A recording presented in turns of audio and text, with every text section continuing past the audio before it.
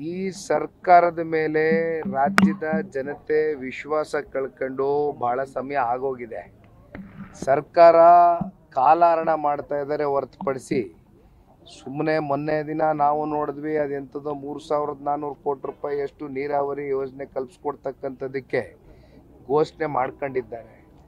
ಘೋಷಣೆ ಮಾಡಿದ್ದಾರೆ ಸರಿ, ಆದರೆ ಇವತ್ತು ಸರ್ಕಾರದ ಕಡೆಯಿಂದ ಈ ಕಾರ್ಯಕ್ರಮಗಳು ಜಾರಿ ಆಗ್ತಕ್ಕಂಥದ್ದಕ್ಕೆ ಇವತ್ತೇನಾದರೂ ಸರ್ಕಾರದ ಆರ್ಥಿಕ ಪರಿಸ್ಥಿತಿ ಬಗ್ಗೆ ಏನಾದರೂ ಶ್ವೇತಪತ್ರ ಹೊಡಿಸ್ಲಿಕ್ಕೆ ಇವತ್ತು ಸರ್ಕಾರದ ಕೈಯಲ್ಲಿ ಏನಾದ್ರು ಸಾಧ್ಯ ಇದೆಯಾ?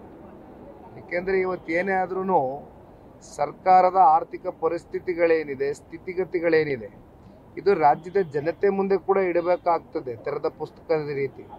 ಇದು ನೀವು ಒಳಗಡೆ ಏನೇನಿದೆಯೋ, ನೀವು ಯಾವ ರೀತಿ ಸರ್ಕಾರ ನಡೆಸ್ತಾ ಇದ್ದೀರೋ, ನಿಮ್ಮ ಅಡ್ಮಿನಿಸ್ಟ್ರೇಷನ್ ಲ್ಯಾಪ್ಸಸ್ ಇವತ್ತು ಎಲ್ಲಿಗೆ ಬಂದು ನಿಂತಿದೆ ಅಂತಕ್ಕಂಥದ್ದು ಪ್ರತಿನಿತ್ಯ ಜನ ಕಾಣ್ತಾ ಇದ್ದಾರೆ. ನಿಮ್ಮ ಪಕ್ಷದ ಸ್ವಂತ ಶಾಸಕ ಮಿತ್ರರು ಯಾವ ರೀತಿಯಾದಂಥ ಅಸಹಾಯಕತೆಯಿಂದ ಹೇಳಿಕೆಗಳನ್ನ ಕೊಡ್ತಾ ಇದ್ದಾರೆ ಅಂತಕ್ಕಂಥದ್ದು ನೋಡ್ತಾ ಇದ್ದೇವೆ. 10 ಕೋಟಿ 20 ಕೋಟಿನೂ ಇವತ್ತು ಕಳೆದ 2-2.5 ವರ್ಷದಲ್ಲಿ ಹಣಕಾಸನ್ನ ಬಿಡುಗಡೆ ಮಾಡ್ತಕ್ಕಂಥದ್ದಕ್ಕೆ ಆಯಾ ಕ್ಷೇತ್ರ ಅವರು ಅಭಿವೃದ್ಧಿಗೆ ಇಲ್ಲಿವರೆಗೂ ₹1 ಕೊಡ್ಲಿಕ್ಕೆ ಸರ್ಕಾರದ ಕಡೆಯಿಂದ ಆಗಿಲ್ಲ. ಇನ್ನು ಮತ್ತೊಂದು ಕಡೆ 5 ಗ್ಯಾರಂಟಿಗಳು ಅಂತಾರೆ, ಪ್ರತಿ ತಿಂಗಳು ಅದೆಂಥದೋ ಗೃಹ ಜ್ಯೋತಿ, ಗೃಹಲಕ್ಷ್ಮಿ, ಯುವ ನಿಧಿ ಬಾಯಿಗೆ ಬಂದಂಗೆ ಹೇಳ್ತಾರೆ. ಇಲ್ಲಿವರೆಗೂ ತಿಂಗಳ ಜನಕ್ಕೆ ಏನಾದರೂ ಅದು ಸಮರ್ಪಕವಾಗಿ ಹೋಗಿ ತಲುಪಿದೆಯಾ ಅಂತಕ್ಕಂಥದ್ದು ಇವತ್ತು ಜನಸಾಮಾನ್ಯರು ಪ್ರಶ್ನೆ ಮಾಡ್ತಾ ಇದ್ದಾರೆ. ಮತ್ತದಕ್ಕೆ ವರ್ಷಕ್ಕೆ 55,000 ಕೋಟಿ ಹೊಂದಿಸ್ಬೇಕು. ಪಾಪ ಹೇಳ್ತಾರೆ ರಾಜ್ಯದ ಮುಖ್ಯಮಂತ್ರಿಗಳು 4.5 ಲಕ್ಷ ದೊಡ್ಡ ಗಾತ್ರದ ಬಡ್ಜೆಟ್ ಕೊಟ್ಟುಬಿಟ್ಟಿದ್ದೀನಿ ಅಂತ ಬೆನ್ ತಟ್ಕೊಂಡ್ರು. ನೀವು ಬಡ್ಜೆಟ್ ಏನೋ ಘೋಷಣೆ ಮಾಡಿಬಿಟ್ಟಿದ್ದೀರಿ, ಅದರಲ್ಲಿ ಸಾಲ ಎಷ್ಟಾಗಿದೆ?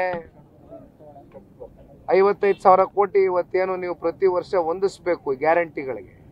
ಇದೇ ಕಾಂಗ್ರೆಸ್ನ ಪಕ್ಷ ಏನೋ ಪಾಪ 100 ವರ್ಷದ ಇತಿಹಾಸ ಇರ್ತಕ್ಕಂಥ ಪಕ್ಷ ಅಂತ ಕೊಚ್ಕೋತಾರೆ. 3 ರಾಜ್ಯದಲ್ಲಿ ಆಡಳಿತ ಮಾಡ್ತಾ ಇದ್ದಾರೆ. ಹಿಮಾಚಲ್ ಪ್ರದೇಶ ಪ್ಲಸ್ ತೆಲಂಗಾಣ ಆನೆ ವರ್ಜ್ ಆಫ್ ಹಿಮಾಚಲ್ ಪ್ರದೇಶ ಅಂತೂ ನಿಮ್ಗೆ ದಿವಾಳಿ ಎದ್ದೋಗಿದೆ. ಮತ್ತೆ ಇಲ್ಲಿ ನಿಮಗೆ ತೆಲಂಗಾಣ ಆನೆ ವರ್ಜ್ ಆಫ್ ದಿವಾಳಿ ಎದ್ದೋಗ್ತಕ್ಕಂಥದ್ದು ಬಹಳ ಏನು ದೂರ ಇಲ್ಲ. ತಾವೇನ ಕೇಳ್ತಾ ಇದ್ರಿ, ಹೇಳ.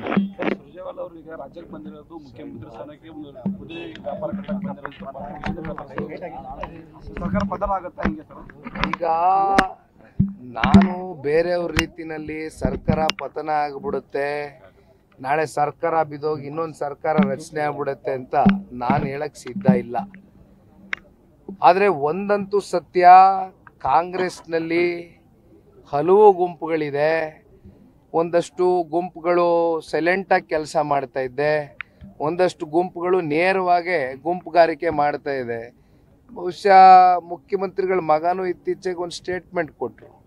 ಮುಖ್ಯಮಂತ್ರಿಗಳು ನಿನ್ನೆ ದಿನ ಒಂದು ಸ್ಟೇಟ್ಮೆಂಟ್ ಕೊಟ್ಟಂಗಿದ್ದಾರೆ, 5 ವರ್ಷ ಸಂಪೂರ್ಣ ನಾನೇ ಮುಖ್ಯಮಂತ್ರಿ ಆಗಿರ್ತೀನಿ ರಾಜ್ಯದಲ್ಲಿ ಅಂತಕ್ಕಂಥ ಸ್ಟೇಟ್ಮೆಂಟ್ ಕೊಟ್ಟಿದ್ದಾರೆ.